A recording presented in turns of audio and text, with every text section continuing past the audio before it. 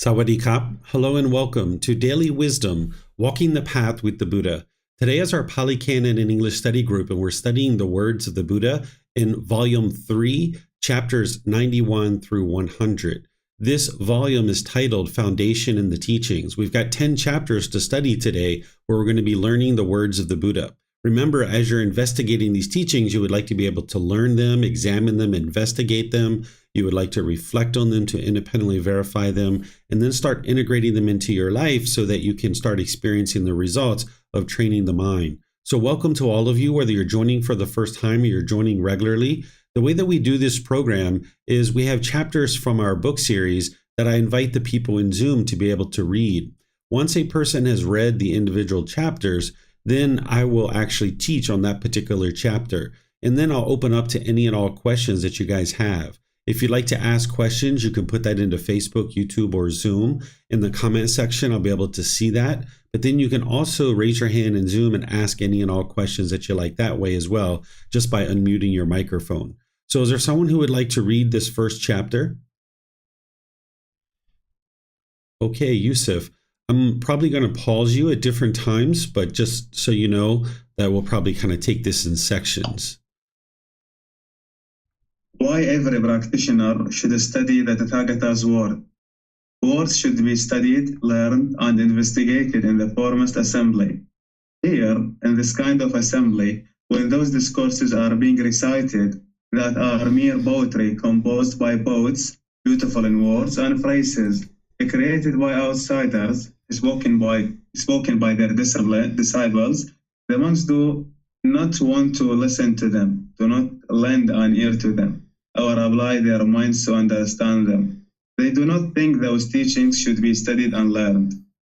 But when those discourses spoken by the Tathagata are being recited, that are deep in meaning, worded transcending, connected with emptiness, the monks want to listen to them, lend an ear to them, and apply their minds to understand them. They think those teachings should be studied and learned, and having learned those teachings, they question each other about them and investigate them thoroughly, asking, how is this? What is the meaning of this? They disclose to others what is obscure and clarify what is unclear, and dispel their confusion about numerous misunderstandings.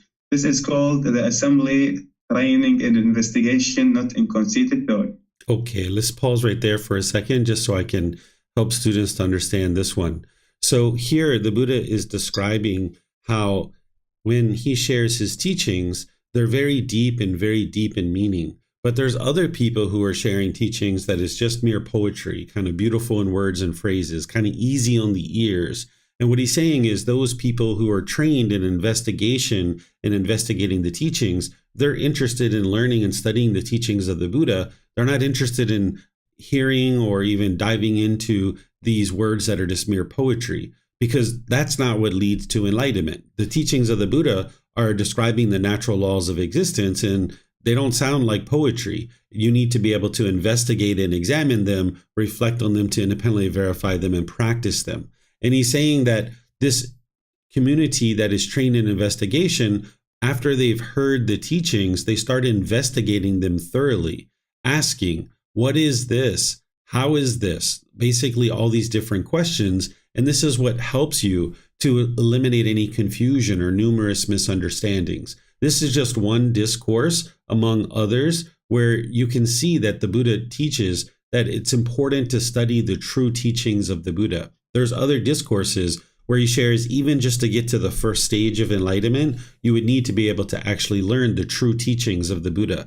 You wouldn't be able to actually get to enlightenment without having those true teachings, and you wouldn't be able to get to the first stage of enlightenment either.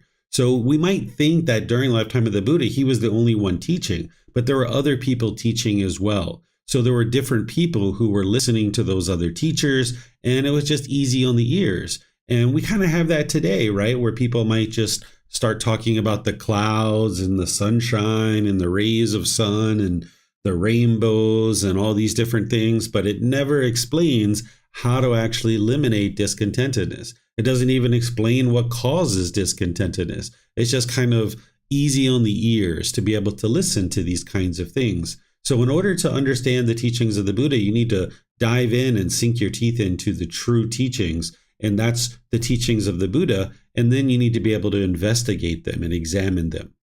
Okay, so if you'd like to keep going, Yusuf, we'll take questions at the end of all these series of discourses here. Go ahead, sir. Words that should be studied and mastered. Simile of the Tragbeg. Monks, once in the past, the unknown name, had a kettle drum called the summoner.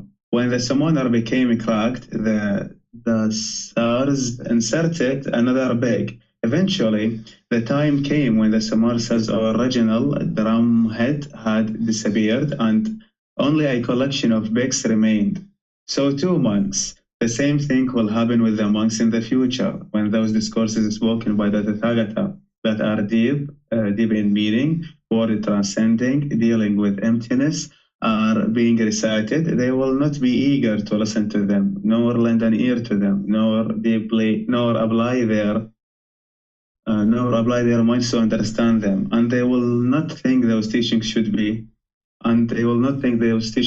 studied and mastered. But when those discourses are mere poetry composed by poets, beautiful in words and phrases created by outsiders, spoken by the disciples, are being recited, they will be eager to listen to them, will lend an ear to them, will apply their minds to understand them, and they will think those teachings should be studied and mastered. In this way, monks, those discourses spoken by the Tathagata that are deep in meaning, word transcending, dealing with emptiness, will disappear.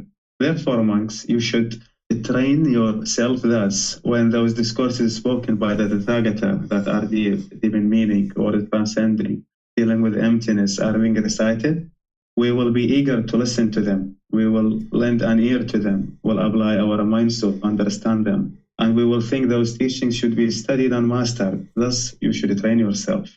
Okay, so let me explain this one. So here the Buddha is giving an analogy of this drum, which is essentially made out of wood.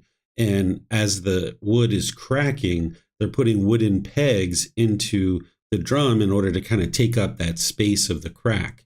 And eventually, time's gone on for so long that there's enough cracks and that there's enough wooden pegs into this drum that the original drum head no longer exists, that it's just these pegs. And he's relating that, he's relating that to his teachings, that as less and less people are interested to understand his teachings, particularly the ordained practitioners, that if they're listening to this mere poetry and they're not paying attention to listen with eager ears to his teachings, then the same thing's going to happen, that it's no longer this drum anymore, that with all these wooden pegs in there, it's no longer the original drum, and it doesn't sound beautiful, right? It's going to not sound the same. So it's the same thing that is true with his teachings, that as people aren't studying his original teachings, then they're not getting the true meaning of what they need in order to get to enlightenment.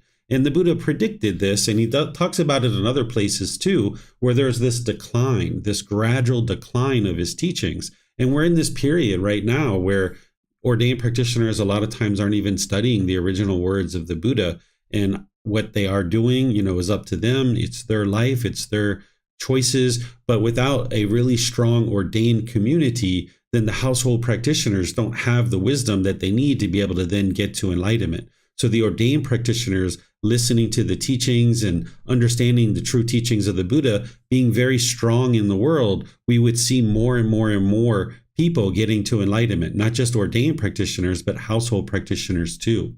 So the Buddha is encouraging you to be able to learn his actual teachings, because here he's predicting how his teachings are going to disappear. And he talks about it in much more detail in other teachings that he shares. So he's encouraging you to listen and train with his teachings, because that's what's actually going to lead to your liberation of mind, to enlightenment, where the mind's peaceful, calm, serene, and content with joy.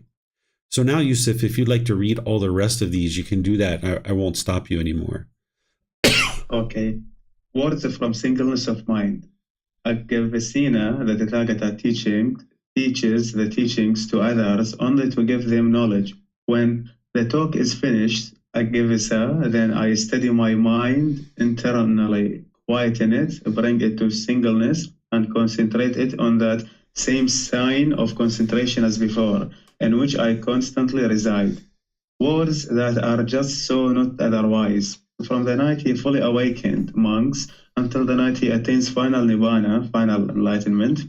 In this interval, whatever he speaks, talks of, and expounds, all that is just so, not otherwise. Words of immediately effective teachings. Good monks. So you have been guided by me with these teachings, which are visible here and now, immediately effective, inviting inception onward, leading to the experience by the wise for themselves. Words of the teachings and discipline, words to be resided with as one's own island, as one's own refuge. Ananda, it may be that you will think the teacher's instruction has ceased. Now we have no teacher. It should not be seen like this, Ananda. For what I have taught and explained to you as the teachings and discipline will, at my passing, be your teacher. Those monks, Ananda, either now or after I am gone, who reside with themselves as their own island, with themselves as their own refuge, with no other refuge, who reside with the teachings as their island, with the teachings as their refuge, with no other refuge. It is these monks, Ananda, who will be for me greatest of those dedicated to the training. Words to be undertook as taught, not to be abolished. As long as the monks do not give instruction on anything that has not been taught, or abolish anything that has already been taught, but undertake and practice the training guidelines as they have been taught, only growth is to be predicted for them, not decline. Okay, thank you, sir.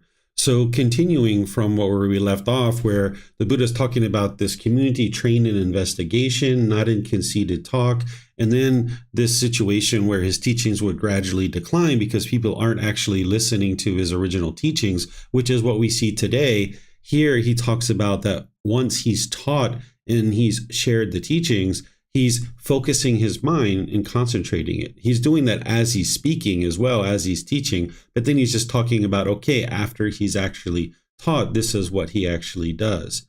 Then this is actually spoken by his students. This wasn't actually spoken by the Buddha.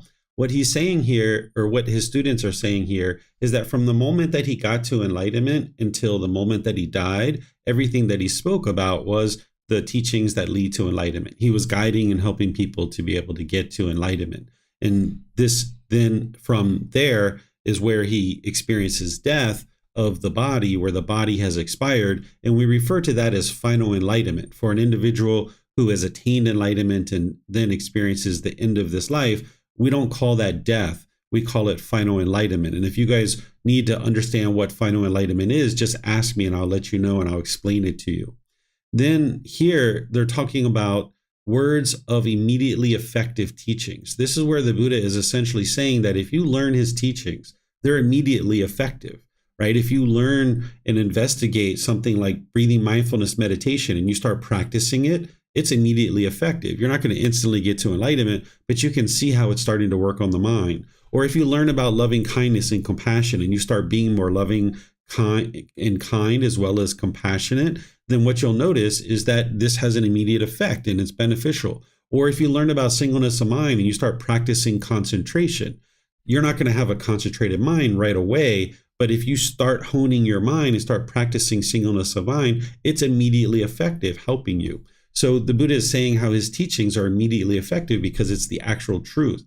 And it's inviting inspection.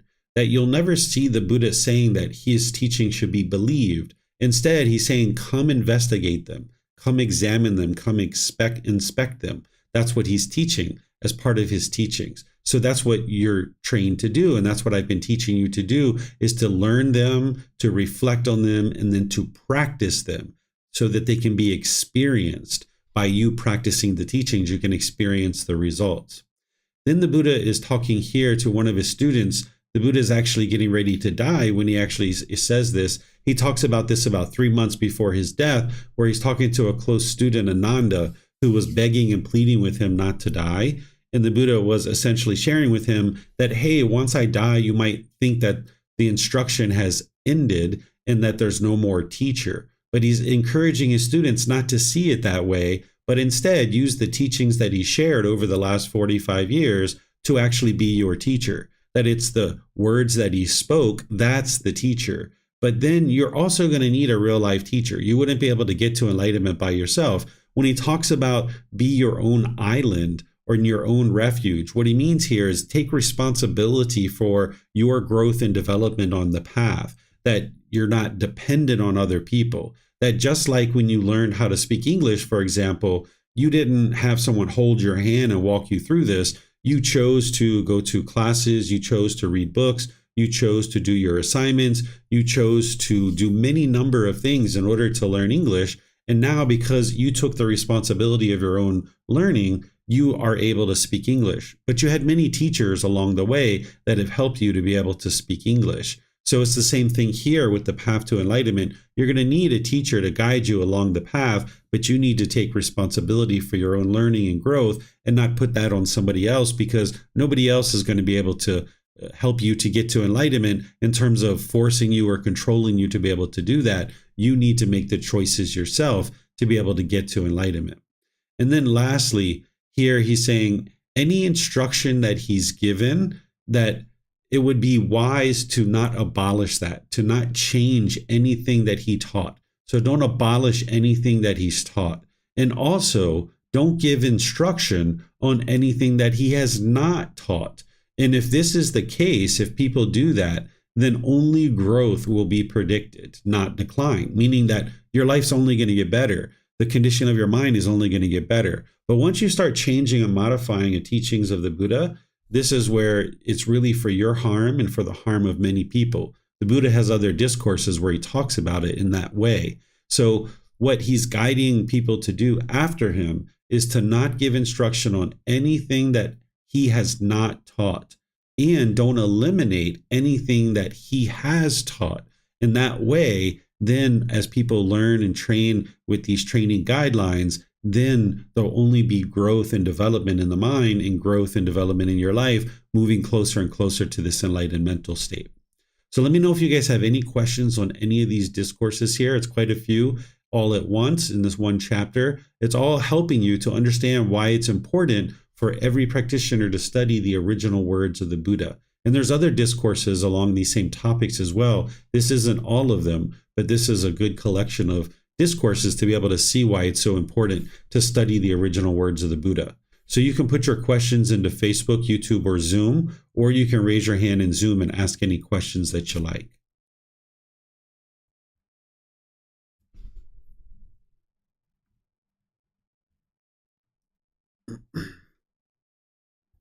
Okay, I see Yusuf, you have your hand up. Go ahead, sir. The Buddha mentioned that a dedicated practitioners would discuss the teachings between themselves, and a friend told me that you did advise the same advice. So my question is why, or what is the benefit of discussing the teachings with another student instead of discussing it with the wiser man, which is the teacher? Yeah, what happens is that a teacher can only talk so much with their students because they're going to have thousands and thousands of students.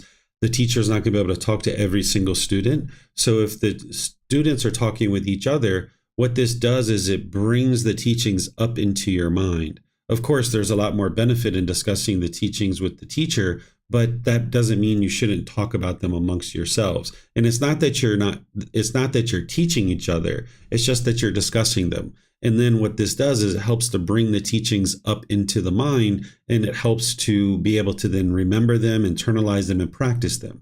So for example, one of the things that I've been doing with students is the students will talk to me about the Eightfold Path, and they will pretend like they're describing the Eightfold Path to me. And you did this once, Yusuf, as well.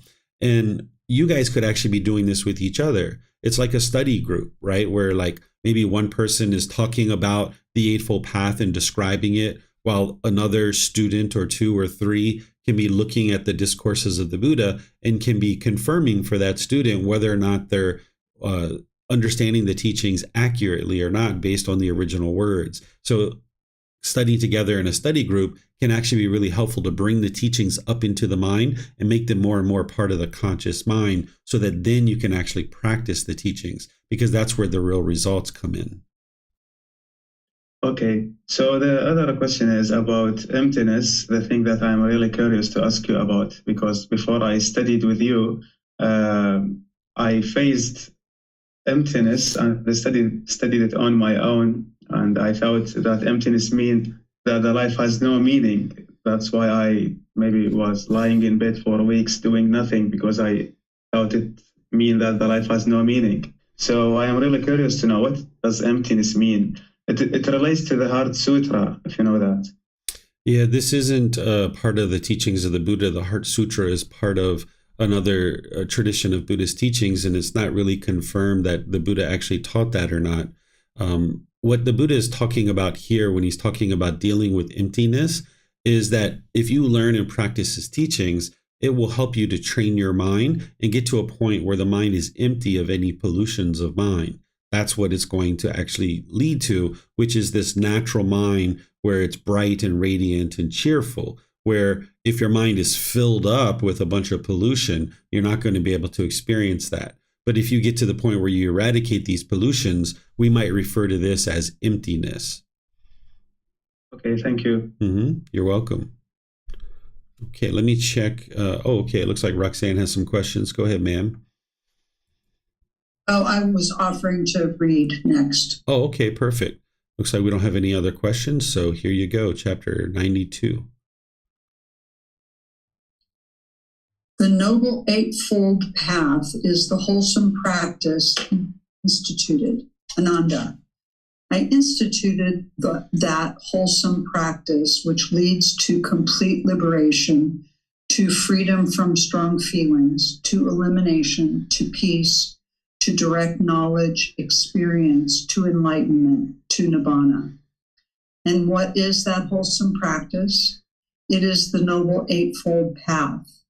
That is, right view, right intention, right speech, right action, right livelihood, right effort, right mindfulness, and right concentration. Nanda, I say to you, continue this wholesome practice instituted by me, and do not be the last man. Ananda, where there are two men living, he under whom there occurs a breach of his wholesome practice, he is the last man among them. Therefore, Ananda, I say to you, continue this wholesome practice instituted by me, and do not be the last man. Okay, thank you, ma'am. So as you guys have all learned, the Eightfold Path is that core central teaching of the Buddha that everything else plugs into.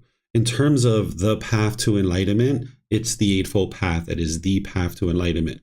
In terms of the first book that I titled Developing a Life Practice, The Path That Leads to Enlightenment, this is the life practice, the Eightfold Path. In order to get to enlightenment, someone would need to know that inside and out, backwards and forwards, left, right, up, down. You're going to need to revisit it multiple times and dial it in closer and closer to your day-to-day life in order to experience the real results. And this is just one place where the Buddha is talking about that and making sure students know, like, hey, this is the wholesome practice. This is the life practice. If you're interested in, even remotely interested in getting to enlightenment, this is the path that you need to be able to learn, and you need to be able to commit it to memory so that you can practice on a day-to-day basis. And the Buddha here talking to his student Ananda, he's saying, okay, essentially as all these beings are learning and practicing the teachings and more beings are getting to enlightenment and beings aren't being reborn, he's saying, okay, eventually if there's just two people that are left in the world and there's one person who ends up not practicing the teachings, then that's the last person that to get to enlightenment. And he's saying, okay, don't be the last person. That would be very horrible if you were like the very, very, very last person in the world to get to enlightenment. I just can't imagine what that would have been like to be able to be reborn all those times and just having all that misery. And now everybody's gone and there you are, still having not got to enlightenment, right? So the Buddha is essentially saying, don't be complacent. Focus on the Eightfold Path. That's what's going to lead to your enlightenment. So let me know if you guys have questions on this chapter.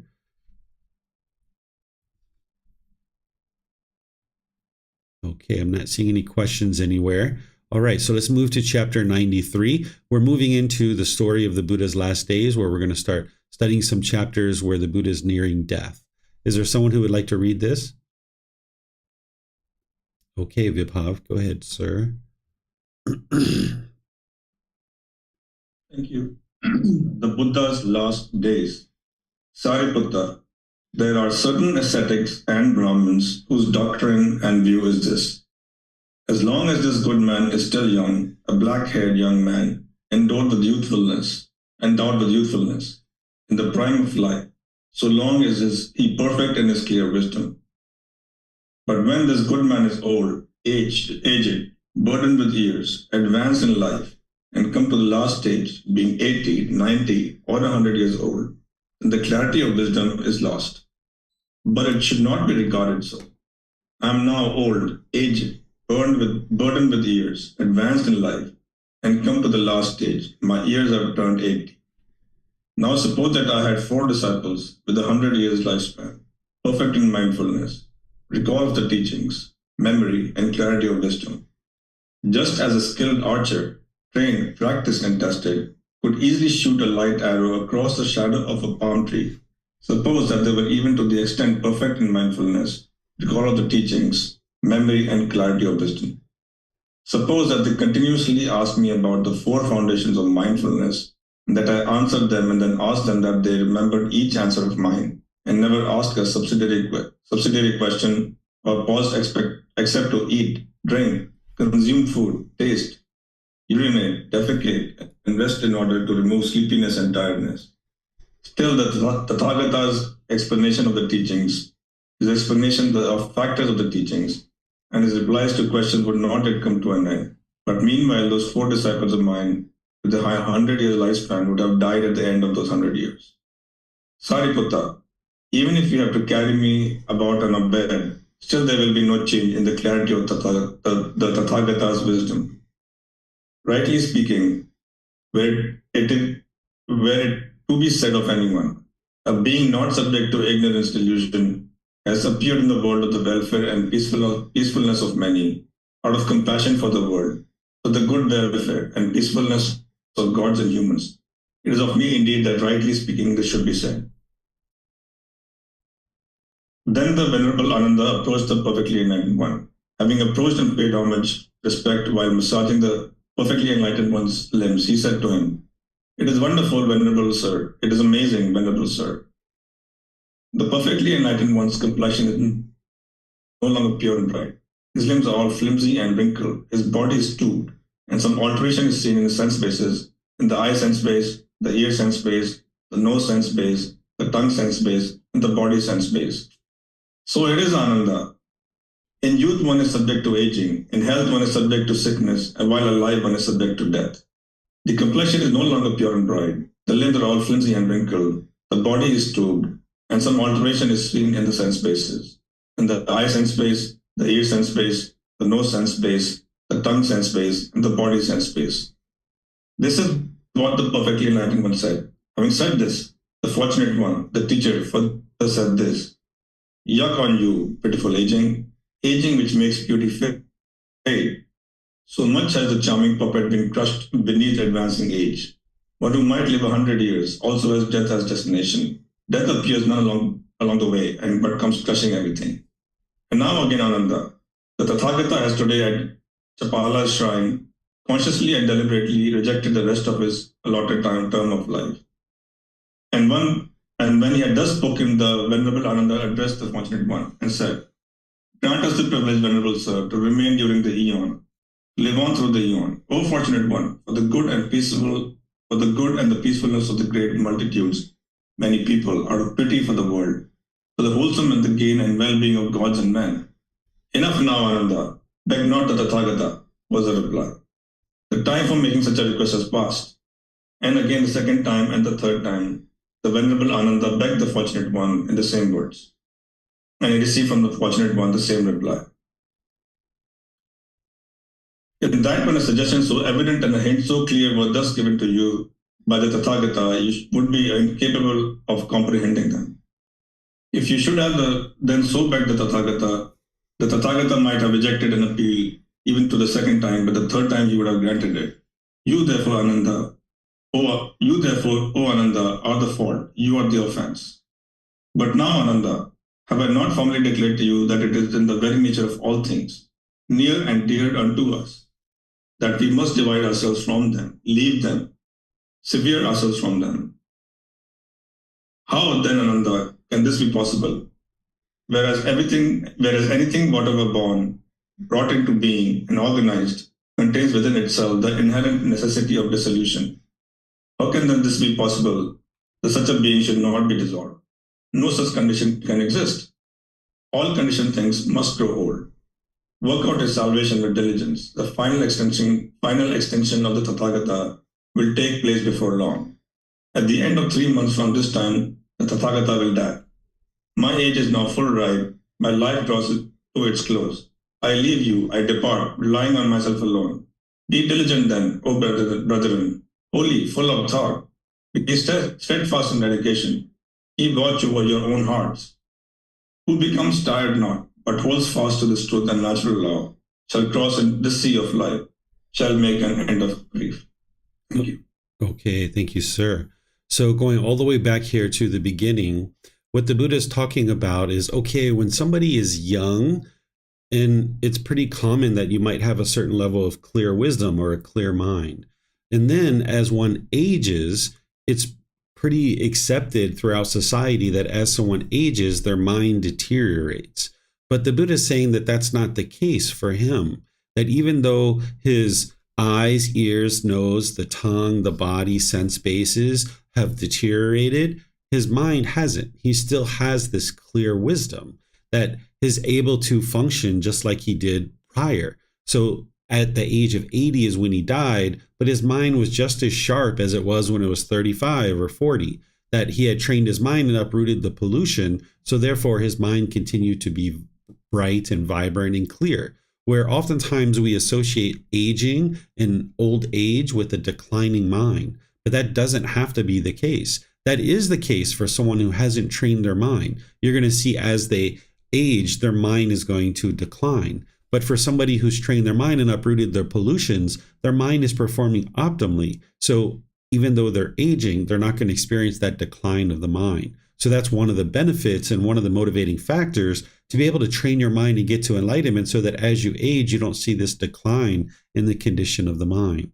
So the Buddha is talking about that all the way through here, where his student Ananda eventually gets to the point where he's kind of begging and pleading with him not to die.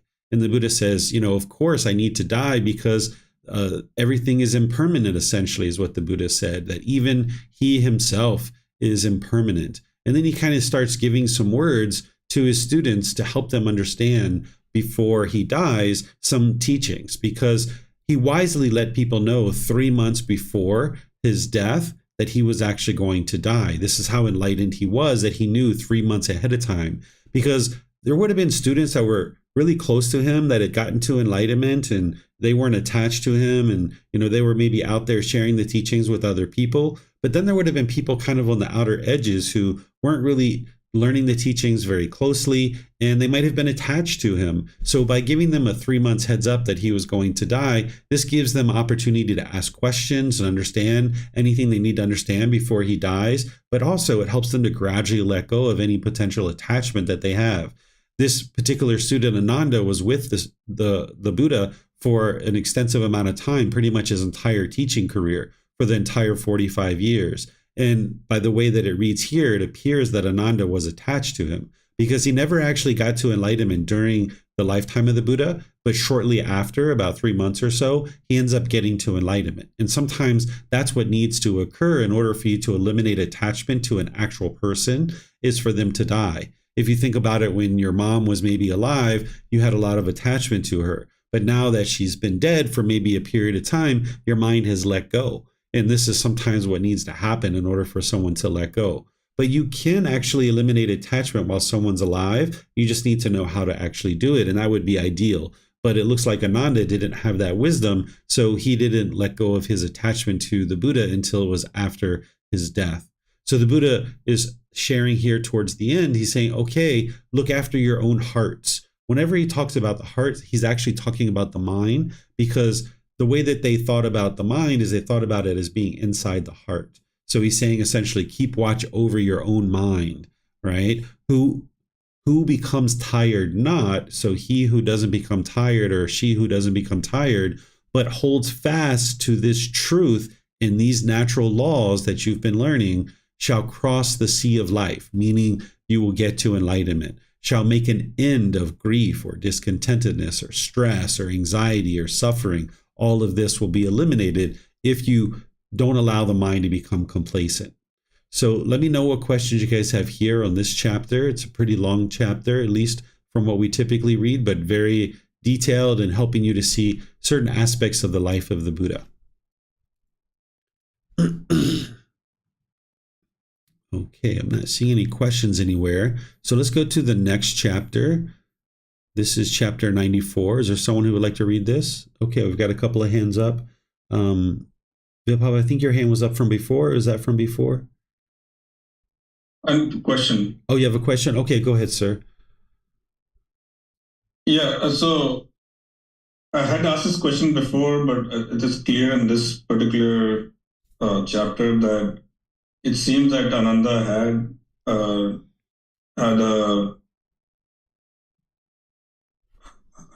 like option to kind of ask Buddha of staying for an eon, but it seems like Ananda did not take that. He didn't understand that the Tathagata had offered him that choice, and he did not take it when he had the choice, and now he's asking much later. Is that what happened? Yeah, it looks like that's what happened, but it's impossible for anyone to live for an entire eon, because the way that the Buddha describes an eon is it's an immeasurable amount of time. They could count up to essentially 100,000 during their lifetime. They didn't have the word for a million. So an eon would be beyond a million because they couldn't count beyond that. So they just looked at it as an unimmeasurable amount of time. So it would be impossible for anybody to live that length of time. But the Buddha was essentially making it known that, yeah, this isn't possible and he's not going to be able to live that long. Okay, thank you. Mm-hmm. Okay, it looks like Marcy had volunteered to read this one. If you'd like to go ahead, Marcy. Thank you, teacher. Reside with the teachings as your refuge. But have I not already declared, Ananda, that we must be parted, separated, severed from all who are dear and agreeable to us? How, Ananda, is it to be obtained here? May what is born come to be, conditioned and subject to disintegration, not disintegrate. That is impossible. Therefore, Ananda, reside with yourself as your own island, with yourself as your own refuge, with no other refuge. Reside with the teachings as your island, with the teachings as your refuge, with no other refuge. And how, Ananda, does monk reside with himself as his own island, with himself as his own refuge, with no other refuge, with the teachings as his island, with the teachings as his refuge, with no other refuge? Here, Ananda, a monk resides reflecting on the body as body. He resides reflecting on feelings as feelings. He resides reflecting on mind as mind.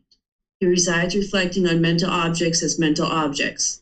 Dedicated, clearly comprehending, mindful, having moving craving and displeasure in regard to the world. Those monks, Amanda, either now or after I am gone, who reside with themselves as their own island, with themselves as their own refuge, with no other refuge, who reside with the teachings as their island, with the teachings as their refuge, with no other refuge. It is these monks, Ananda, who will be for me greatest of those dedicated to the training. Okay, thank you, Marcy. So here the Buddha is describing to use the teachings as your refuge. What a refuge is protection.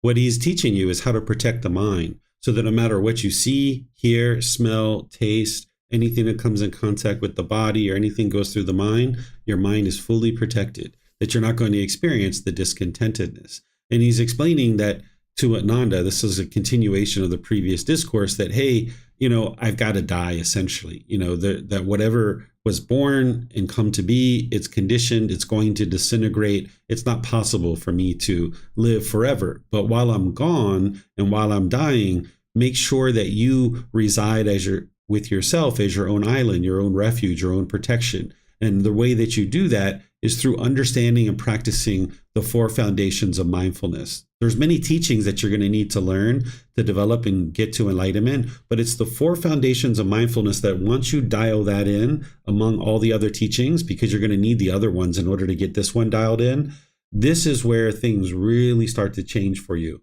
If you can cut off and let go of any discontentedness as a rising bodily sensation, and you can cut it off there every single time, you're really close to enlightenment. You're about 1 to 3 years away from enlightenment. And that's actually really close, because if you think about countless rebirths of just being reborn over and over and over and over and over and over and over and over and over and over and over and over again, 1 to 3 years is a very short period of time. So if you can develop the 4 foundations of mindfulness and paying attention to that early warning system of the bodily sensations that are cluing you in that discontentedness is about to arise, and cut it off and let it go there, this would be ideal. If you can't cut it off there, you can cut it off as a feeling, you can cut it off as the condition of the mind, and more, you're going to need to pay attention to the mental objects. Those mental objects are the 10 fetters. Those symptoms of the mental objects are things like personal existence view, doubts, wrong behavior and observances, sensual desire, ill will, desire for form, desire for formless, conceit, restlessness, and ignorance. You need to be able to be aware of what the symptoms of those are, how to eliminate them, and how to know that you've actually eliminated them. That's what it means to have awareness of the mental objects. Because if you're getting more and more handle of these things, then you'll be able to see that you can transform the mind. Where early on in practice, you would like to pay attention to the Eightfold Path really, really closely. You'd like to develop that. You'd like to memorize it. You'd like to dial it in closer and closer in your day-to-day life. And having practiced that for an extended period of time, several months, you're going to notice that the mind's going to start experiencing the jhanas. This is like the light bulb flickering and starting to help you see that these heightened qualities of awareness are starting to come into the mind. And when you start seeing that, you pivot and you start focusing on the fetters. So the programs that I've developed all laid out in such a way that it's going to guide you along this path. There's the foundation in the path to enlightenment, which is helping you to be able to get layered with a foundation and kind of a framework. Then there's the harmony and relationships. There's experiencing the jhanas and the 4 stages of enlightenment. Then there's the retreat that I teach each January, which is everything you need to attain the first stage of enlightenment. And then in August, there's the retreat to help you learn the fetters really in detail. It's called Purification of the Mind to Attain Enlightenment. These 5 learning events, along with the group learning program and the Pali Canon and English study group and all the personal guidance, this is what you need in order to be able to gradually make your way to enlightenment with the books and the videos and the podcasts and things like that. But it's focusing on those 4 foundations of mindfulness that are really going to help you to transform the mind, because at this point, you're not relying on anybody whatsoever. You can see your own qualities of mind. You can see those defilements arising, those pollutions, those taints. You can see anytime discontentedness is starting to arise, and you can cut it off and let it go. And that's what you would like to ultimately be able to get to, so that you can transform the mind and experience the peace and the joy of the enlightened mind. So it looks like Marcy has a question. Go ahead, ma'am. Thank you, Teacher David. So I have noticed that the mind, because it had existed in the darkness for so long, when it was experiencing this peacefulness, it would struggle with letting go of the pleasant feelings. And that is something that I have been working on. I have been able to notice the sensations of the body, but it comes down to where I get this internal let's say, discussion about, well, I really, really, really like this feeling, and I really, really think it's okay if I just experience this for this one last time, and then the next time it happens, then maybe I'll cut it off because I know how to cut it off. So that's where the mind is right now. And I'm just wondering, teacher, if there was something that you could, some kind of guidance you may be able to provide me to try to minimize that internal dialogue, so that I am more readily to, or willing to, or the mind's more willing to just cut off the pleasant feelings. Yeah, this is the mind trying to justify its conduct and trying to justify indulging in those pleasant feelings. And you need to remind yourself every time you indulge in those conditioned pleasant feelings, you're just delaying your enlightenment. And that means that if you indulge in those conditioned pleasant feelings, that the painful ones are waiting for you right around the corner. So each time you get that temporary pleasure, you're going to go through some amount of pain as a result. And you need to be able to see that correlation, because then you become less and less interested in indulging in this temporary pleasure, because that temporary pleasure might last minutes or even a few hours, but this painful feeling tends to last a lot longer. And as long as you keep indulging in those conditioned pleasant feelings, the painful ones are waiting there for you. So don't listen to the justification of the mind. Be able to see with wisdom that you need to be able to let go of this temporary happiness in order to get to the permanent happiness. And you're just delaying that opportunity if you keep allowing the mind to be able to make those kinds of decisions and keep indulging in the pleasant feelings. Thank you, Teacher David. That was very clear. Yeah, you're welcome. Okay, let me see what else we have here. All right, I don't see any other questions anywhere. So we've got this next chapter, chapter 95. Is there someone who would like to read this? Okay, Samantha, go ahead, ma'am. 4 criteria that assure the words of the Buddha. Suppose a monk were to say, "Friends, I heard and received this from the perfectly enlightened one's own lips. These are the teachings. This is the discipline. This is the master's teaching. Then, monks, you should neither approve nor disapprove his words. Then, without approving or disapproving, his words and expressions should be carefully noted and compared with the suttas and reviewed in the light of the discipline. If they, on such comparison and review, are found not to conform to the suttas or the discipline, the conclusion must be, assuredly, this is not the word of the Buddha. It has been wrongly understood by this monk, and the matter is to be ignored. But where on such comparison and review they are found to conform to the suttas or the discipline, the conclusion must be, assuredly, this is the word of the Buddha. It has been rightly understood by this monk. Suppose a monk were to say, in such and such place there is a community with elders and distinguished teachers. I have heard and received this from that community. Then, monks, you should neither approve nor disapprove his words. Suppose a monk were to say, in such and such a place there are many elders who are learned, bearers of the tradition, who know the teachings, the discipline, the training guidance. Suppose a monk were to say, in such and such a place there is one elder who is learned. I have heard and received this from that elder. But where on such comparison and review they are found to conform to the suttas and the discipline, then the conclusion must be, assuredly, this is the word of the Buddha. It has been rightly understood by this monk. Thank you, Samantha. So here, the Buddha is teaching you to not just go by hearsay. Don't just assume that because somebody's telling you that this is something that the Buddha taught, that you just believe it. You need to be able to go back to the original words of the Buddha to be able to see this. And that's how you can confirm whether it's actually a teaching of the Buddha or not. So you will be out and about. You might listen to YouTube videos or podcasts, or you might read a book, or you might hear somebody talking about something. You might see Facebook memes that come across your news feed, and you can research them because you have access to the original words of the Buddha to determine whether or not it's actually his teachings or not. The more you get skilled in understanding his teachings, you'll know right from the beginning whether or not it's his teachings or not. But in the meantime, you might need to do some investigation to be able to see that, because that's the only way that you can confirm of what did the Buddha actually teach, so that then you can investigate that, examine that, you can reflect on it to independently verify it, and you can practice it. if you waste your time with things that the Buddha never actually taught, this is just going to delay your enlightenment. So you'd like to get more and more honed in on exactly what the Buddha taught using the suttas or the discourses. And now you guys have access to all 13 of these books. And there's plenty of other discourses that are out there too, that someday you might need to use some other resources, but you have these books that you can use to research these. And that way you can be assured of what are the teachings of the Buddha. And the Buddha is giving you this guidance to essentially compare it to the original discourses.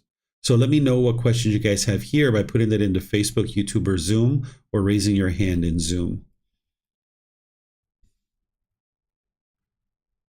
Okay, looks like Roxanne either has a question or is volunteering to read. No, I have a question. Okay. When you see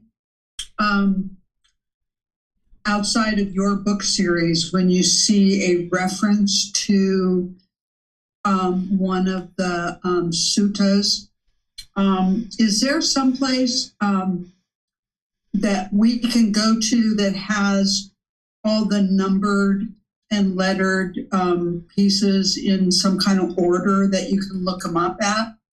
Yeah, the best way to do this is you can just go to Google and put in like MN, 2 or AN 3.54. And then sometimes you need to put Buddhism at the end of it because it might be a part number in some manufacturing plant somewhere.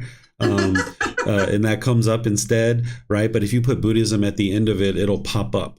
And now that will show you all the different sources across the internet. And if you can't find it that way, there's a place called Sutta Central that has them all listed and indexed, and you can actually click through there and you can navigate into it that way.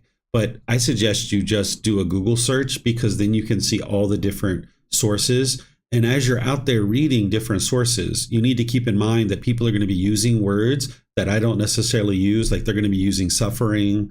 You might see people refer to the Buddha of having said like, you fool, or you stupid fool, which you guys know a Buddha doesn't talk like that. This is the unfortunate part about a unenlightened being that is translating a fully perfectly enlightened words. They're actually using words that they would use in order to refer to somebody, but this isn't what the actual Buddha would use. And then you'll see sometimes different words, like instead of like mental object, you might see people use mental fabrication or different things like this. So if you ever get confused when you're looking at other sources, you can always send me the resource in the source, and I will be able to look at it for you and help you to understand it. But of course, you can do some of that work on your own, but where you need help, you're always welcome to reach out and I'll help you. But I suggest you go to Google first, and then if you can't find different sources there, then you can always go to Sutta Central. Thank you very much. Mm-hmm. You're welcome. Okay, Vibhav, you have a question, sir? You just need to... Yeah, just as a follow-up to what you were saying, and I think you've talked about this before as well, Sutta Central seems to be the most, is the best collection of the suttas and their translation. But it seems to be that there is also a lot of, some of the discourses are not transcribed really well, or they have, as you said, some of the words are not clearly or not fully expounded or used. So for a person who does not have access to your books, which seem to be the clearest from just my reading of the original words of the Buddha, they are following something that is not that clear, and they would understand, they would think that that's what the Buddha said, even though it's still not it's not closest to what he said. So how do those people understand, or like how will and people know that this is still not the clearest explanation of the teachings? Yeah, the average person isn't going to understand that what they're reading is the accurate teachings, because when they go to a source and it's considered to be a translation of the Pali Canon, and they see that somebody has translated that the Buddha says, you stupid fool, da da da da da da da, and somebody's reading that and they think that's the way a Buddha speaks, so that's the way they speak. And this is the challenge of people out there that are studying without a teacher, without the guidance of a teacher. You have people out there that are studying with no understanding of what enlightenment is at all. They're just kind of dabbling. They're just kind of in the dark. And that's why a teacher is the one who's holding the light and showing you the path, where a student is in the dark. So those people, they're not going to know until they get to a point where they decide that they're going to reach out and find a teacher. But unfortunately, the ego is up so high with a lot of people that they never actually take the time to understand that they need to find a teacher and be able to understand what enlightenment is, and that they need a guide and somebody to help them along the way. So those people are just going to keep struggling until they get to a point where they finally decide that, they are going to find a teacher, and they get better and more clear translations. And that's why a community like us, we're out there putting out advertisements and inviting people to come and learn. And then if people choose to do that, then great. And if they don't, then that's okay too. That's their decision. They're just going to continue to experience the struggles and difficulties of not learning with the original words of the Buddha. And sorry, one follow-up question on that. I mean, this is even true for the ordained practitioners, right? Because they're all also following the same almost. I mean, I'm not sure like how many people. I have no clue like how many people are actually enlightened and how many are actually teaching. And if there are very few of them, so then most of the instruction that is being given in the ordained practitioner community, and the teachers are teaching it are not really following the original words or not clearly explaining the original words. Yeah, to explain how significant this problem is I'll just give you some numbers. There's 500 million people in the world that consider themselves to be on the path and be Buddhist. Out of that 500 million people, there's less than 1% of those people are actually learning with the original words of the Buddha. Because I've visited over 200 temples, and I've only ever been to one that actually shares the original words of the Buddha. So that's less than 1%. So if we take that 500 million and we go less than 1%, okay, now out of whatever that number is, now you can understand that a large majority of those people are studying with all these different disparate sources, which are not necessarily translating the words the most clear. So you've got a very small number of people in the world that are studying with really accurate words, not only household practitioners, but ordained practitioners too. And this is the reason why it's so important for ordained practitioners to be able to stand up and start learning more and more, because if we get more and more ordained practitioners that are learning, and I'm not saying that that's our responsibility, we're not required to do that. That's not something we can do. But when I say we, I mean humanity. If humanity gets to the point where we have more and more ordained practitioners learning the original words of the Buddha, my goodness, we can have communities all over the world that are studying with the original words of the Buddha, receiving guidance of how to get to enlightenment, and we can really see some significant improvement in the number of enlightened beings that we see in the world. But with an ordained community who's not studying the original words of the Buddha, there's all these resources going in to sustain their life, and the Dhamma isn't being generated to bring the wisdom back to the household practitioners, or the wisdom even being shared among other ordained practitioners. So this is what the world is facing right now.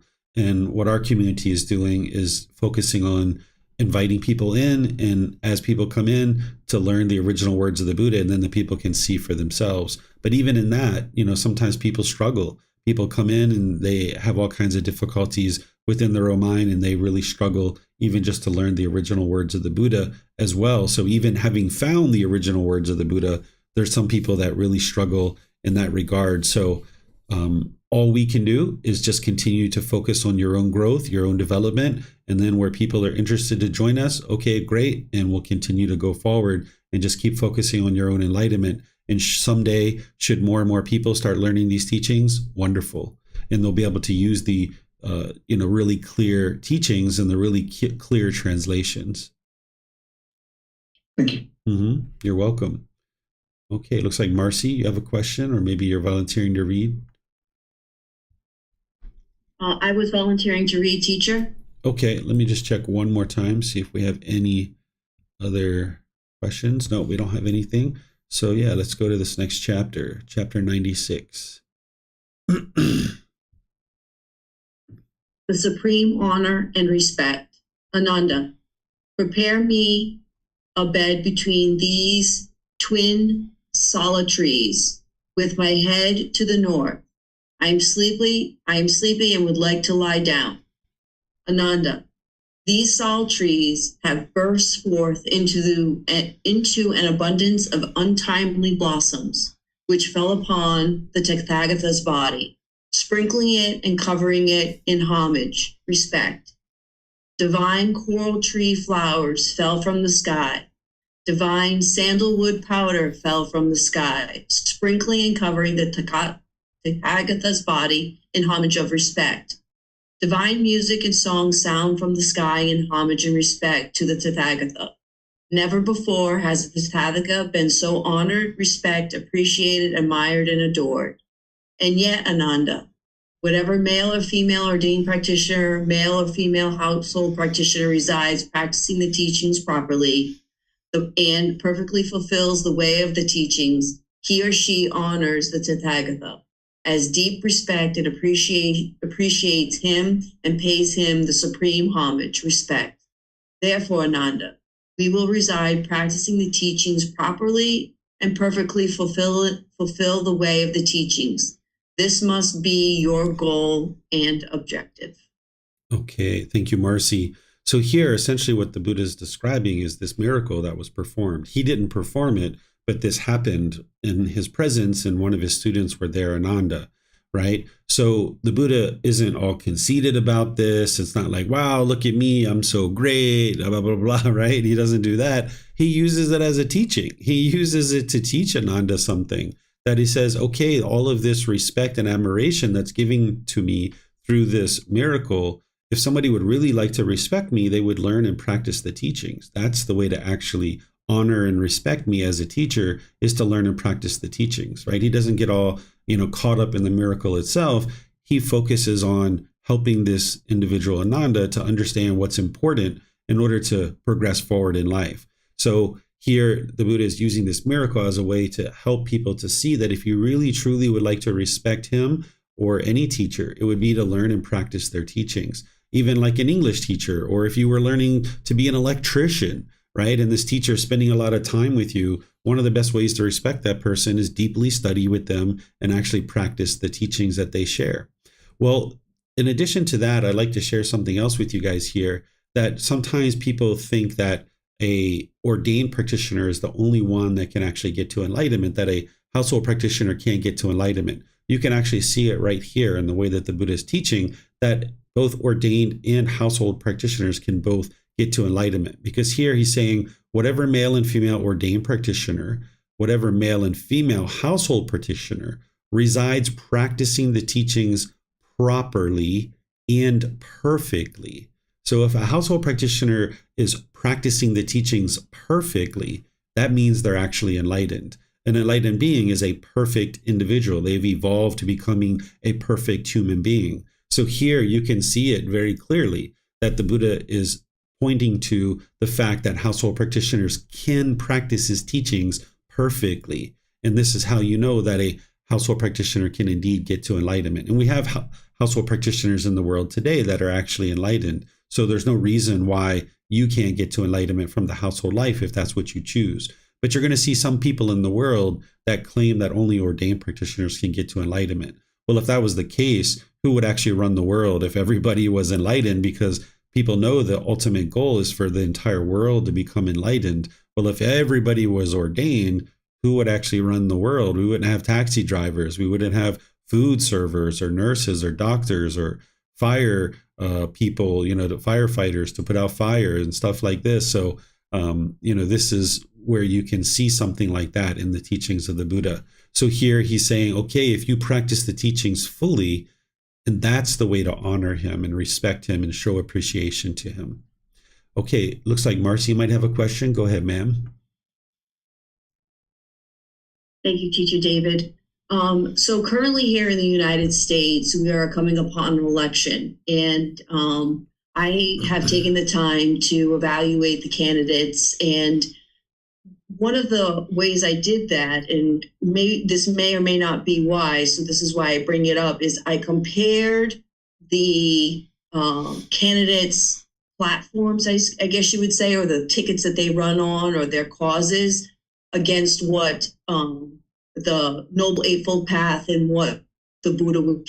And it appears that there is a candidate that does have some characteristics of the Buddha's teachings. Would it be a wise way for me to vote in that manner, or should I just withhold my vote because they are not completely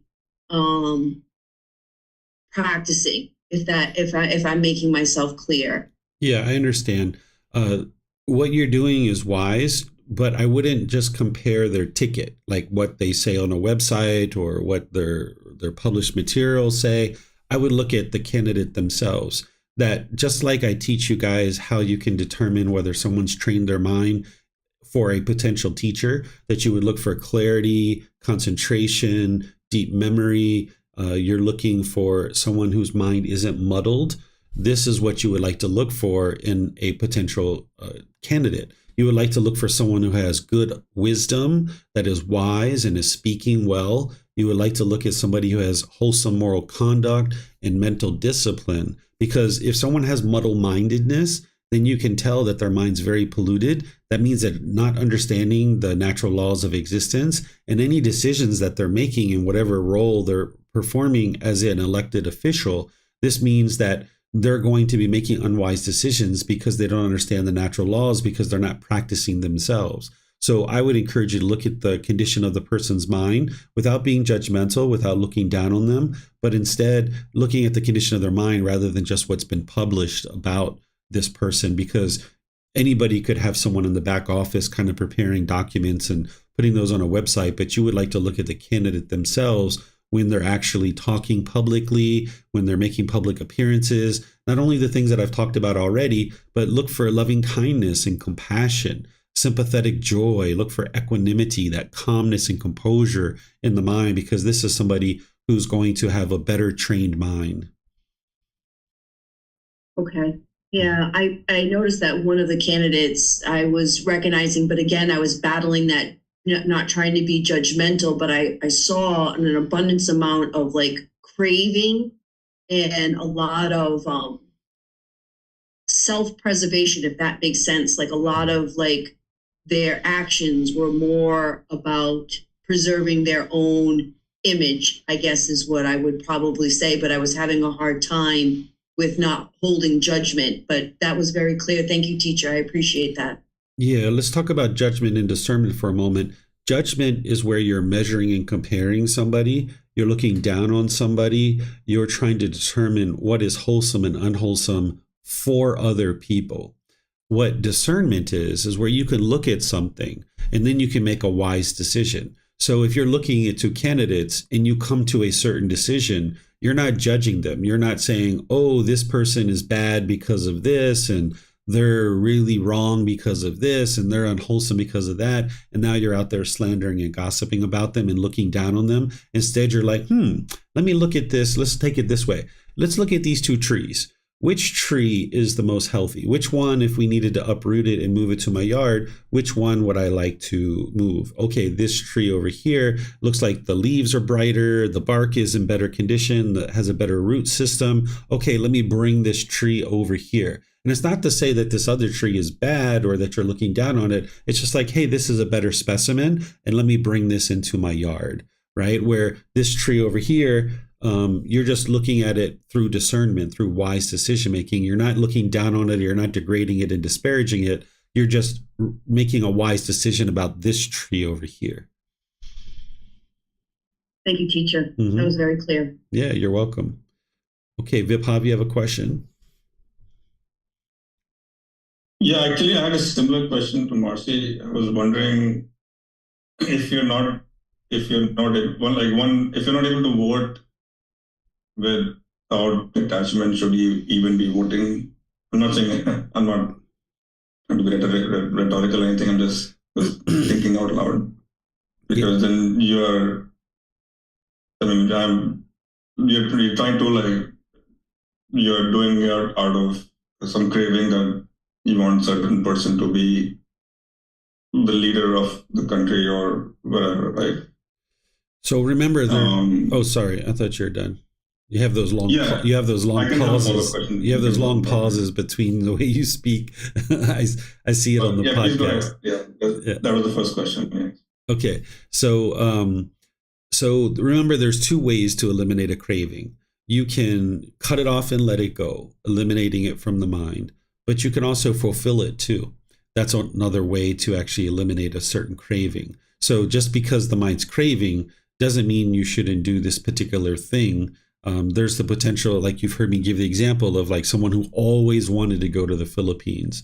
One of the ways to eliminate that is, yes, cut it off and let it go, but you can also just go to the Philippines too. But you need to do that with as much collected thought as possible as you make your way to the Philippines. So it's the same thing with voting. It doesn't mean just because there's a craving or an attachment that one should, just not do it. You could approach it that way, but that's for each individual person to decide. I wouldn't say that everybody should do it that way, because there's two different ways to eliminate a craving. You can distance yourself from it. That would be to not vote, but you could also vote and then choose to extinguish your craving that way as well. And each person has to decide for themselves in which category would they like to practice. Okay, thank you. Mm-hmm. Okay, so let me check, see if we have any other questions anywhere. Okay, I'm not seeing any other questions, so let's go to the next one, chapter 97. So we got a couple hands that have risen here. Marcy, is that a question or reading? Okay, yeah, we'll let Pat go ahead. Go ahead, sir. Teachings and discipline will be your teacher. Ananda, it may be that you will think the teacher's instruction has ceased. Now we have no teacher. It should not be seen like this, Ananda, for what I have taught and explained to you as teachings and discipline will, at my passing, be your teacher. Now, monks, I declare to you, all conditioned things are of a nature to decay. Strive on untiringly. These were the Tathagata's last words.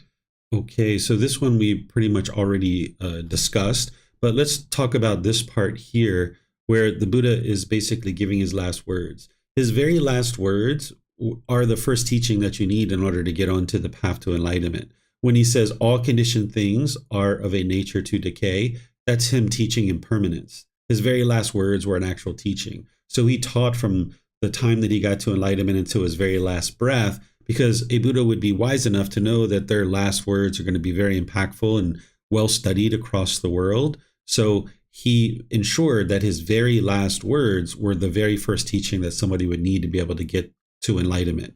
And then this last part where he says, strive on untiringly, this is essentially don't be complacent, right? So here's your first teaching, is that all this impermanence in the world, and don't be complacent, right? Continue to work towards your enlightenment.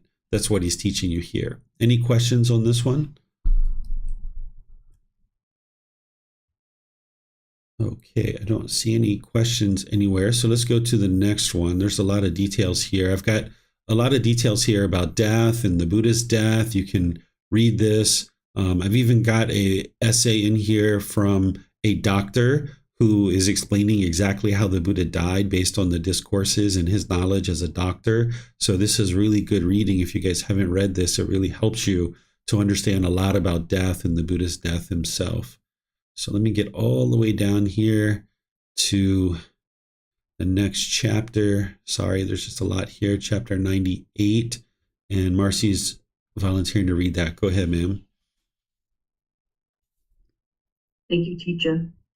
4 places which should arouse confidence in the dedicated. Venerable Sir, formerly monks who had spent the rains in various places used to come to see the Tathagata, and we used to welcome them so that such well-trained monks might see you and pay their respects. But with the perfectly enlightened one's passing, we shall no longer have a chance to do this. Ananda, there are 4 places, the sight of which should arouse confidence in the dedicated. Which are they? Here, the Tathagata was born is the first. Here, the Tathagata attained supreme enlightenment is the second. Here, the Tathagata set in motion the wheel of the teachings, Dharma wheel, is the third. Here, the teaching attained final. Here, the Tathagata attained final enlightenment, final nibbana, death of the physical body for an enlightened being, without remainder, is the fourth. And Ananda, the dedicated male and female ordained practitioners, male and female household practitioners will visit those places, and any who dies will make the pilgrimage to these shrines with the devout, committed heart, will, and at the breakup of the body after death, be reborn in the heavenly world. Okay, thank you, Marcy. So here his students are saying, hey, now that you're about to die, what are we going to do when all these people are coming to visit you? Because if you can imagine, by the time a Buddha gets close to death, there would just be all these people that are enlightened and all these people that are close to enlightenment wanting to come see the Buddha and interested to come see the Buddha. And people are like, hey, what are we going to do when all these people are coming to visit you?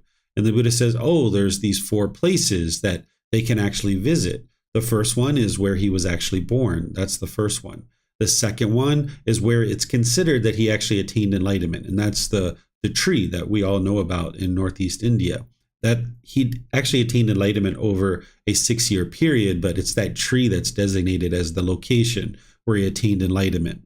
The third is the place of his very first discourse, where he delivered his first discourse and taught the very first teaching of the Four Noble Truths. That's the third place that would arise this dedication and motivation in the mind. And then the fourth place is the location that the body actually ended up expiring, in the separation of the body and the mind, or where he attained final enlightenment. And the Buddha is saying these are the 4 places that you can actually visit. These places are all still marked and available today, as well as a lot of other places. The Buddha was born in what we refer to as Nepal, and all these other sites, these other 3 are in Northeast India. And there's other sites too, not just these 4, but there's plenty of other sites to visit.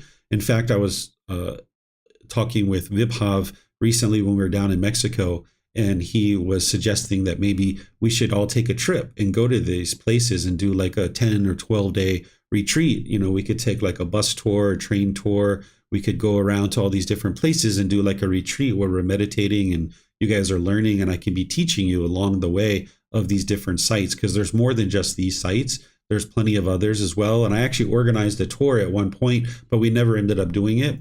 So Vibhav was thinking, and we were talking, that maybe like December 2025 might be a good time. If there's people who are interested in that, you guys can send me a message, and then that way I'll kind of revitalize that, because all I need to do is contact the tour providers and then kind of update the pricing and put that on our website.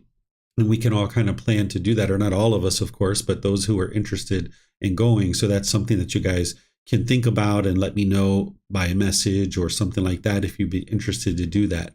So the Buddha is saying that these are the 4 sites that you could visit, and you would be able to experience this improved dedication in the mind by visiting these places. He does say down here that if someone were to die on their journey or pilgrimage, that they would essentially go to the heavenly world. That's not the ultimate goal of the teachings of the Buddha, but he does say that, and I don't suspect that any of us will die on our way to this pilgrimage, but that's what he's saying. And ultimately, the goal would be to get to enlightenment in this life, not to be reborn in the heavenly world. So let me know if you guys have any questions here on this particular chapter. It looks like Samantha has her hand up. If you'd like to go ahead, ma'am. My question was about the last paragraph that you just mentioned, dying on one of the pilgrimages. Just wondering how that would, I don't want to say give you an advantage, but why would it be that you would be potentially reborn in the heavenly world? Is it that you were so committed and so far along in your journey that's where you were headed anyway? It seems like we should all be making that journey. But then, as you said, we're not likely to die on it. I'm just wondering what the advantage is. Yeah, this is something that the Buddha spoke, and this is what he shared. I have no way of independently verifying this because, I haven't died and I didn't die on that particular journey. but this is what he's sharing, and this is what he's saying. I think what you're concluding seems very reasonable to me, that somebody's already, developed to a certain degree on this trip. But the ultimate goal isn't to be reborn in heaven, and being there doesn't guarantee one anything other than a very long life and lots of pleasure. And beyond that, someone still needs to get to enlightenment, and they can very easily become complacent and reborn down into the lower realms or back into the human realm. So ultimately, the goal would be to get to enlightenment. And we don't have any way of confirming this unless there's somebody alive today who has been able to verify their past lives and this actually happened to them. That would be the only way to actually verify it. Okay, looks like Vibhav, you have a question? No, I'm just volunteering to read the next chapter. Oh, okay. Let me see if there's any questions anywhere else. All right, I don't see any questions anywhere. So let's go to the next chapter, chapter 99. 3 places that should be remembered. Once, there are these 3 places that the head anointed Katiya king would remember all his life. What 3? 1. The first is the place where he was born. 2. The second is the place where he was head anointed a Katiya king. 3. And the third is the place where, having triumphed in battle, he emerged victorious and settled at the head of the battlefield. These are the 3 places that the head anointed Katiya king should remember all his life. Okay, thank you, Vibhav. So none of us are head anointed Katiya kings, but there's a teaching here that I think that you can use to your benefit if you glean the detail that I'm sharing with you here. What he's saying, the first line, he's saying, of course, that it's wise to remember where you're born. That's always helpful, because wherever you were born and wherever you grew up, those individuals helped you to sustain your life. And should you ever get to enlightenment, the Buddha suggests that if you decide you're going to be a teacher, that it would be wise to go back to that place and share some teachings about how to get to enlightenment. That if you went somewhere else, you attained enlightenment in that other location, and now the place where you essentially grew up, it would be wise to go back there and share some teachings if you're going to be a teacher. Then he says, okay, the second place is where he was essentially anointed as this king. It would be wise to remember that. The way that I would suggest that you use something like this is that if there's any kind of major milestones in your life that you've accomplished, like maybe you had a particular success at like a particular college or university, or maybe a certain company that you've had particular success at, it's wise to remember these kinds of things.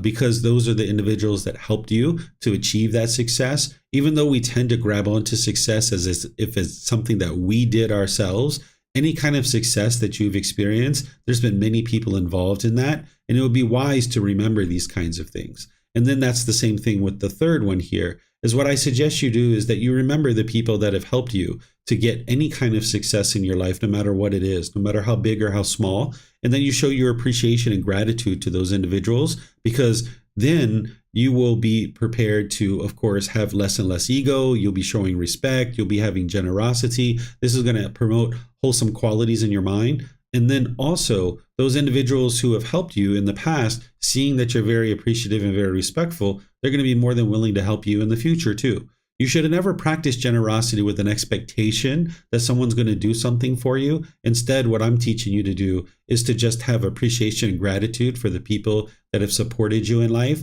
But just know that in doing so, you will see that those people will be willing to help you in the future, most likely as well. And that's how you can use a teaching like this to your benefit, that rather than you being a head anointed Katiya king, you can see like, yeah, it should be something that I do, which is show appreciation to the people around me who are helping me be successful. This can be neighbors, it could be a boss or coworkers, it could be teachers or people like this. Anybody around you, you can show your appreciation and gratitude in various ways. So this is how I suggest you use a discourse like this, because the Buddha is essentially teaching the natural laws here of cause and effect. And what I just shared with you is a way to make some wise decisions that are going to have a really wholesome effect for you. Any questions on this chapter? Okay, it looks like Marcy has a question, or maybe you're volunteering to read. I do have a question, teacher, and I will be willing to read next if no one else would like to.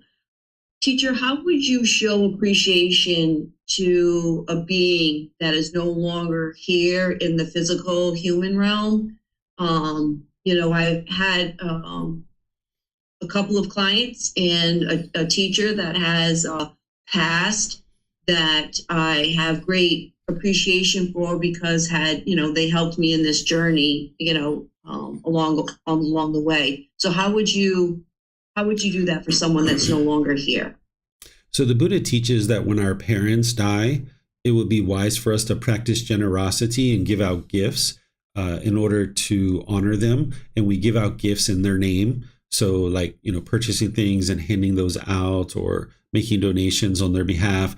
This is what he suggests with our parents. And what this does by you practicing generosity in your parents' name is it helps you to train your mind to let go and not hold on and have attachment to your parents, but it also helps to build their good name and their reputation. And I would suggest that we could do something similar to that for examples that you talked about, like teachers or past clients that have been impactful in your life. You could practice a bit of generosity in that person's name as a way to honor and respect them.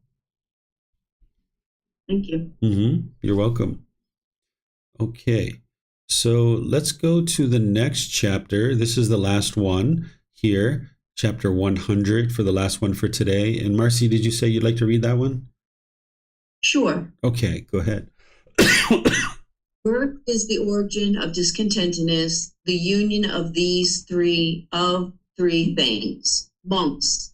The conception of an embryo in the womb takes place through the union of three things. Here, there's a union of the mother and father, but it is not the mother season, and the consciousness/mind, God, Haba, to be reborn, is not present. In this case, there is no conception of an embryo in the womb. Here, there is a union of a mother and a father, and it is the mother's season, but the consciousness mind, Ganhaba, to be reborn, is not present. In this case, too, there is no conception of embryo in the womb. But when there is union of the mother and father, and it is the mother's season, and the consciousness mind, Ganhaba, to be reborn, is present, through the union of these three things, the conception of the embryo in the womb takes place. The mother then carries the embryo in her womb for 9 or 10 months with much anxiety as a heavy burden. Then, at the end of the 9 or 10 months, the mother gives birth with much anxiety as a heavy burden. Then, when the child is born, she nourishes it with her own blood, for the mother's breast milk is called blood in the noble one's discipline. When he grows up and his sense bases mature, the child plays at such games as toy plows, tip-tap, somersaults, toy windmills, toy measures, toy carts, and toy bow and arrow. When he grows up and his sense bases mature still further, the youth enjoys himself provided and endowed with the 5 chords of sensual pleasure, with forms recognizable by the eye, sound recognizable by the ear, odors recognizable by the nose, flavor recognized by the tongue, physical objects recognizable by the body that are wished for, desired, agreeable, and likable, connected with sensual desire and provocative of craving. On seeing a form with the eye, he craves after it if it is pleasing. He dislikes it if it is unpleasing. He resides with mindfulness of the body, unestablished, with a limited mind, and he does not understand as it actually is the liberation of mind and the liberation by wisdom, wherein those evil, unwholesome states cease without remainder. Engaged as he is favoring and opposing whatever feelings he feels, whether pleasant or painful, neither painful nor pleasant, he delights in that feeling, welcomes it, and remains holding to it. As he does so, excitement arises in him. Now, excitement in feelings is clinging. With his clinging as condition, excitement comes to be. With existence as condition, birth, with birth as condition, aging and death, sorrow, grief, pain, displeasure, and despair come to be. Such is the origin of this whole mass of discontentedness. On hearing a sound with an ear, on smelling an odor with the nose, on tasting a flavor with the tongue, on touching a physical object with the body, on recognizing a mental object with the mind, he craves after it if it is pleasing. He dislikes it if it is unpleasing. He resides with mindfulness of the body unestablished, with a limited mind, and he does not understand as it actually is the liberation of mind, the liberation by wisdom, wherein those evil, unwholesome states are eliminated without remainder. Engaged as he is favoring and opposing, wherever feelings he feels, whether pleasant or painful, nor neither painful nor pleasant, he delights in that feeling, welcomes it, remains holding to it. As he does so, excitement arises in him. Now excitement in feelings is clinging. With his clinging as condition, existence comes to be. With existence as condition, birth. With birth as condition, aging and death, sorrow, grief, pain, displeasure, despair come to be. Such is the origin of this whole mass of discontentedness. Okay. Thank you, Teacher Dave. Yeah, thank you, Marcy. So what the Buddha does here is he takes you through the whole life cycle of a being from conception all the way to explaining why we actually experience discontentedness, with dependent origination in the 6 sense bases in there as well. So I think you guys followed this pretty well. I don't know, because I'm not quite sure, how you guys are thinking about this, but this is very self-explanatory in my opinion, but I understand what the Buddha is sharing here. If there's a question you guys have, let me know. What he's essentially talking about here at the beginning is that there needs to be 3 things in order for a being to come into existence. There needs to be the mother in season, which is essentially the egg being released out of the ovaries. That's what we know now, which wasn't known back then. And the father needs to contribute the sperm. And then there needs to be a consciousness. And when these 3 things come together, then we actually have a living being. That this being now has been formed, and there's an embryo, right? And then it's the 5 aggregates that determines that this is a living being, is that we have form, feelings, perceptions, volitional formations, and consciousness. That's what we need in order to have a living being. And if you look at this, modern science tells us that the 6 sense bases are essentially starting to form as early as 2 weeks in the womb, and then, kind of averaging around 4 weeks and maybe as late as 6 weeks. So at that point, we essentially have a living being. And now with this being born into the world, the Buddha talks about how an individual develops more and more craving, more and more clinging through sensual desire. And because the mind welcomes in this excitement and the mind clings to it, then the mind is having this agreeable contact and this disagreeable contact. And because of this favoring and opposing, now you're experiencing this discontentedness. Because of these pleasant feelings that the mind clings to, like excitement, now this cycle just continues on and on and on and on and on. So this is a description of the life cycle from conception all the way to discontentedness outside the womb. But a being is experiencing discontentedness even when they first come out of the womb. That's why we cry when we come out of the womb, because we're craving and we're clinging. And now when we get pushed out into the world, we experience that first real big bit of impermanence, and we don't like it. And that's why we start crying. So this is helping you to be able to see this in different terms instead of just the clear dependent origination. He's talking about it in terms of kind of the life cycle of a being from conception to discontentedness. Marcy, you have a question? Go ahead, ma'am. Yes, Teacher David. More not. I guess it could be towards the bottom of the scripture here, where it says, "Now excitement is feeling is clinging." And today, this was something that excitement was something that I am training the mind with, and really trying to dig deep in, because I find that this is what's holding the mind back. It's so how would I explain this, that of all the days that could come about that I would be searching for a teaching or searching for some understanding that this would be one of the teachings that is addressed today. And I just, I'm just feeling a little more connected with the teachings, and I'm very grateful for this class today. Yeah, that's great. So this is why I recommend people to read 10, 15, 20 minutes a day, because if you trickle the teachings in like that, it's only a matter of time before, 3 or 4 days ago, you were thinking about something and now you run across the teachings that's applicable exactly to what it is that you were thinking about.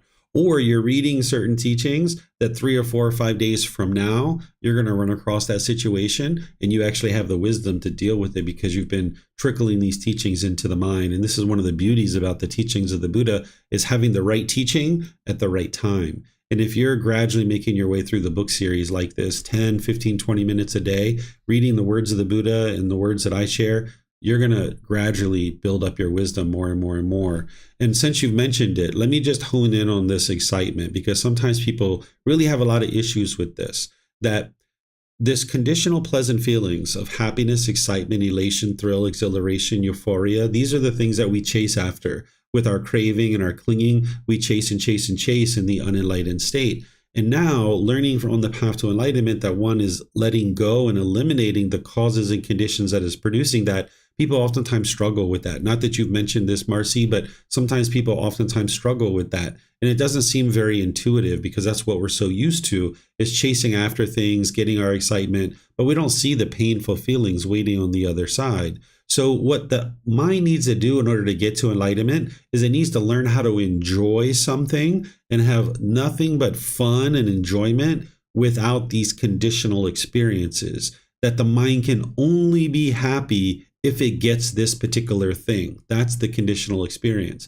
But if one can experience enjoyment and fun with whatever you're doing, and then when that's over, if there's no clinging, you can move over to the next thing and have fun with that too and enjoy that. And then when that's done, you can let that go, because you never grabbed onto it to begin with, but you can move on from that and move over here to this third thing. And now you can enjoy that and have fun with that too. And that's what the unenlightened mind doesn't know how to do. The unenlightened mind only knows how to have excitement and fun based on some condition.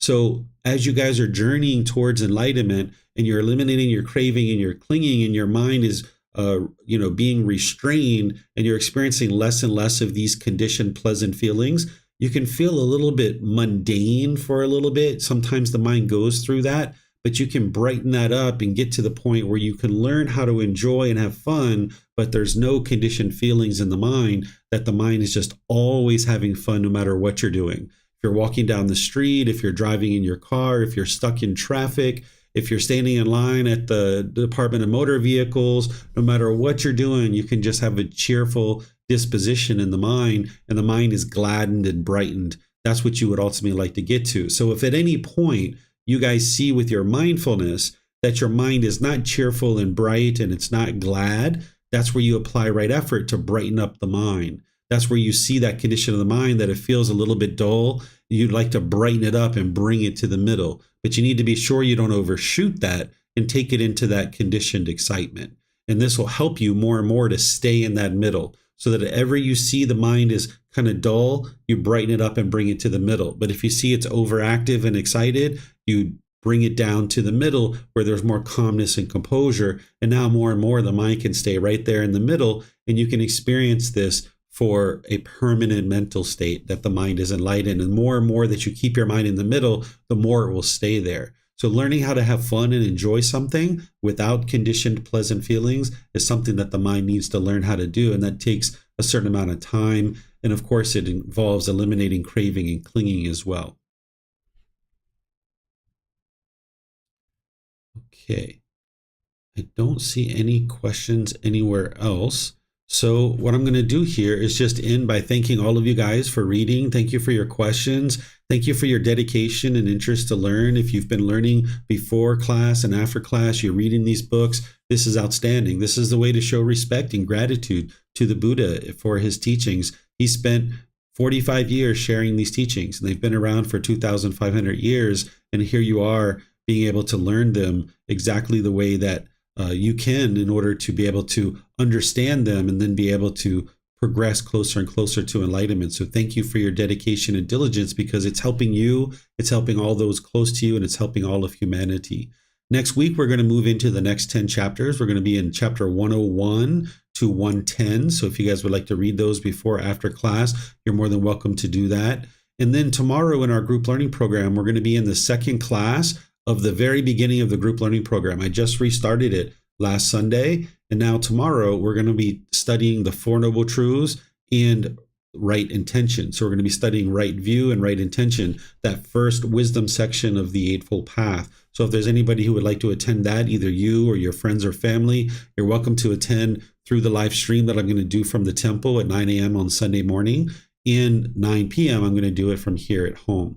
And then on Wednesday, we have our second part of our 4-part series of breathing mindfulness meditation. So you guys are always welcome to attend any of these classes. Thank you once again for all your interest and help to be able to read and share these teachings. As you have questions, feel free to reach out. I'm here to help you. So whatever you choose to do today, have a very wonderful and lovely time. Perhaps we'll see you next time. Take care. Sawadee-ka.